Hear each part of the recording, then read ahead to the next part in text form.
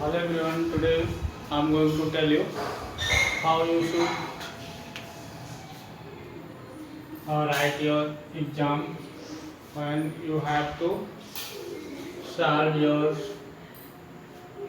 papers at your home. This is first time in your career, so let's start. तो students, हमें ये ध्यान देना है कि आपको कॉपी और पेपर किट मिला हुआ 28, 20. You have a किट में क्या इन्वॉल्व है? आपको कॉपी दी गई है और पेपर्स दिए गए हैं. ओके, बट जब आप स्कूल में पेपर दिया करते थे तो इंस्ट्रक्शंस के लिए follow instruction there were teachers. But यहाँ पे आपके सामने टीचर्स तो हैं नहीं जब आप अपने घर पे पेपर दे रहे होते हैं. बट हाँ, टीचर हैं आपके साथ, डायरेक्ट नहीं, इनडायरेक्ट. तो देखो, सबसे पहले हम क्या करेंगे, जो भी आपको डिक्टेशन वर्ड्स हैं उसकी कहीं कहीं एक आध दो स्पेलिंग रॉन्ग कर दी गई है या इससे एक आध लेटर को मिस कर दिया गया है, तो उसको अगर आपको पता है हाँ ये वर्ड है, ये वर्ड इस लेटर से कंप्लीट होगा, ये आपका डिक्टेशन होगा. दूसरा पॉइंट, एक तो डिक्टेशन आपका सही होना चाहिए. हैंड राइटिंग आपकी बहुत नीट होना चाहिए. Hand writing should be very neat and clean, otherwise marks can be deducted. अगर आपकी हैंड राइटिंग प्रॉब्लम चल रही है तो आपके मार्क्स डिडक्ट किए जा सकते हैं. ओके, तो फर्स्ट पॉइंट क्या हो रहा है? फर्स्ट पॉइंट हम आपको बताना चाहते हैं, जब भी सपोज करिए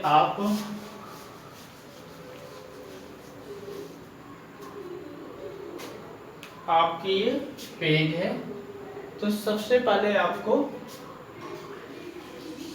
3, 4, 5, 6 5 to 6 लाइन्स छोड़ देने हैं. ठीक है, 5 to 6 लाइन्स छोड़ देने हैं. और अगर आपकी कॉपी पे आपको नेम, रोल नंबर, डेट ये सब दिया है तो उसे फिल करोगे. अदरवाइज अगर आपके कॉलम से नहीं है तो आप अपना नेम लिखोगे, क्लास लिखोगे, सेक्शन लिखोगे. ठीक है, कैसे क्या करेंगे देखो, अगर आपके कॉपी में ध्यान देंगे आप लोग, अगर आपके कॉपी में कॉलम बना हुआ है name, class, section, roll number, तो आप इस कॉलम को फिल करोगे. अगर आपके पास ये कॉलम नहीं बने हुए हैं तो आप खुद सबसे पहले अपना नेम लिखोगे, क्लास लिखोगे, सेक्शन लिखोगे, रोल नंबर लिखोगे. ठीक है, स्कूल नेम भी दिया होगा, नहीं दिया है तो स्कूल नेम भी लिखोगे. जैसे आपका लिटिल फ्लावर स्कूल, मधुपुरम, गोपालपुर, बस्ती, वाल्टरगंज, बस्ती. ठीक है, फिर आप क्या करेंगे, इसके बाद आपको आगे जब ये सारे कॉलम्स फिल हो जाएंगे, सपोज के लिए आपका पेज है तो 1, 2, 3, 4, 5, 6 मिनिमम 5 to 6 लाइन आपको छोड़ देने होंगे. उसके बाद आप क्या करेंगे, डिक्टेशन. पहला पॉइंट आपका डिक्टेशन होता है. डिक्टेशन में आप क्या करना, कुछ आपको जैसे मैं एक एग्जांपल दे देता हूँ.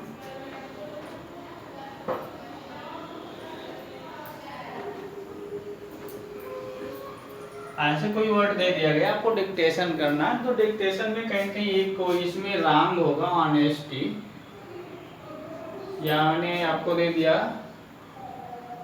स्ट्रगल, तो इसमें देखेंगे यहाँ डबल जी होना चाहिए. ऐसे आपको डिक्टेशन में करना है. फिर नेक्स्ट थिंग आपको क्या है, नेक्स्ट थिंग आपको क्या समझना है,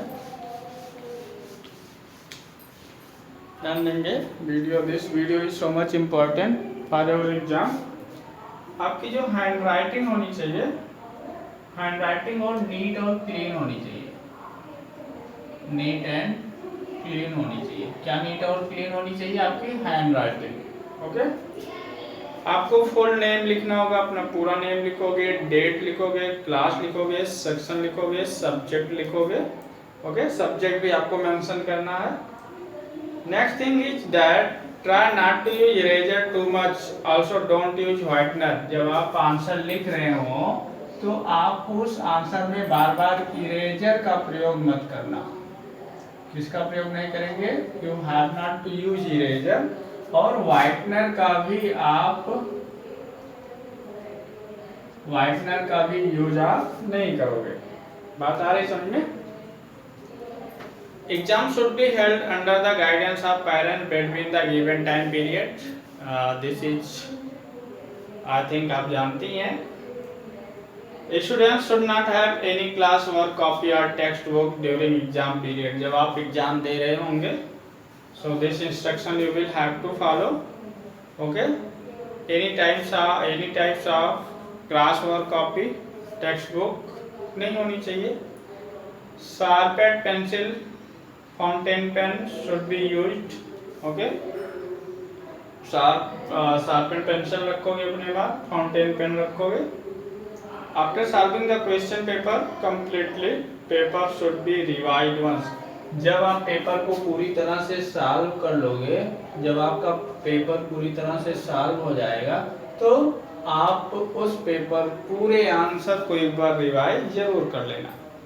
exam kit should be submitted on the date mention on the envelope. Envelope जो आपको मिला हुआ, किट मिला हुआ है, उस पे आपको डेट मेंशन है, किस डेट पे आपको वो सबमिट करना, उसी डेट पे आप सबमिट करोगे।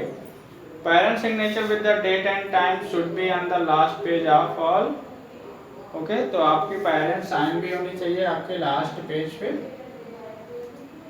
Okay, next thing is that no need to mention a roll number. Quotation should be mentioned on the front page after leaving 4-5 lines. देखो मैंने अभी आपसे कहा था 1 2 3 4 5 6 4 5 6 लाइन छोड़ के यहाँ पे आप क्या करोगे? पहले कोटेशन लिखोगे। क्या करेंगे? कोटेशन लिखेंगे, फिर आगे आप अपना आंसर सॉल्व करना शुरू करोगे। ठीक है? No page from any copy set should be turn or missing. कोई भी कॉपी का एक पेज भी ना तो फाड़ना ना तो छोड़ना है। Parents are requested not to help the students to write answer. Next thing is that instruction for each type of question, that is what how to do. Over writing should not be done. आप over writing नहीं लिखोगे, जैसे लिखे फिर इसको काट के फिर लिख रहे हो, फिर काट के फिर लिख रहे हो, ऐसा नहीं करोगे आप। ठीक है? Margin on every page should be there. ये आपकी पेज है तो आप मार्जिन छोड़ सकते हो, वन साइड या दोनों साइड। ठीक है? Difference between main copies and extra copies should be explained. अगर आप कॉपी ले रहे हैं, मेन कॉपी या जो भी, तो आप उसको डिफरेंस बताओगे। Name class with section and subject should be also on B page. जब आप सपोज करें ए पेज आप लिख चुके हैं, तो जब बी पेज ले रहे हो तो उस पर भी आपका नेम होना चाहिए, क्लास होना चाहिए, सेक्शन होना चाहिए, सब्जेक्ट होना चाहिए। ठीक है?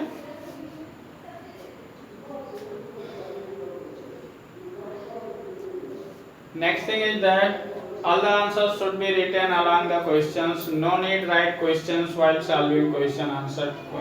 Okay, A4 sheet is provided in each envelope for drawing subject, name, class with section subject. Okay, drawing के लिए भी आपको है।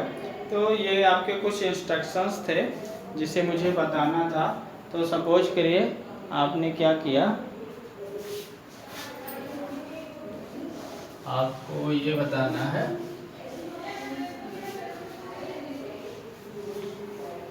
क्योंकि आपके पास पेपर है, तो जब आप आंसर लिख रहे हो, सपोज करिए आप क्वेश्चन 1 का आंसर लिख रहे हैं, तो आप लिखोगे आंसर 1, फिर आप यहाँ से लिखना शुरू करोगे। कुछ बच्चे क्या करते हैं, पेज की मिडल में ऐसे लिख देते हैं आंसर 1 और फिर आपका आंसर यहाँ से लिखना शुरू हो जाता है। सपोज करिए आपके आंसर में, आंसर फर्स्ट में सब आंसर्स हैं, तो answer 1/A, answer 1/B, 1/C, जितने भी होंगे 1/D, ऐसे आंसर आप लिखोगे। ठीक है।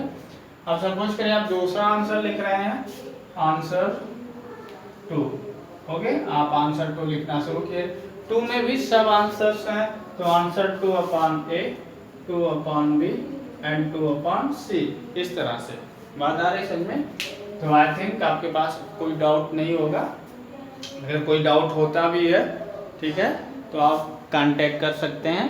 बट इतना है, इतना बताने के बाद, क्योंकि सारे टीचर्स कहीं न कहीं सारे टीचर्स वीडियो बना रहे होंगे, तो आई थिंक आपके पास कोई प्रॉब्लम नहीं होनी चाहिए। ठीक है।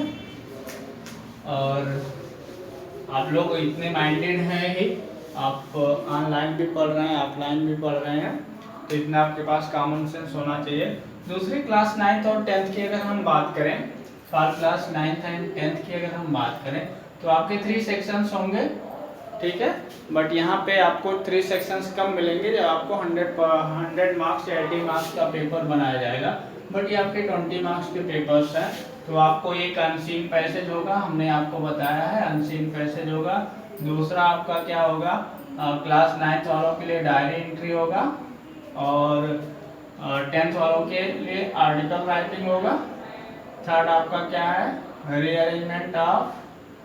रीअरेंजमेंट ऑफ फोर्स है। फोर्थ क्या है, लिटरेचर है। लिटरेचर में जैसे क्लास 9th के लिए आपका मोमेंट और बिहाइव है, और क्लास 10th के लिए भी 2 बुक वो अदर्स हैं। ठीक है।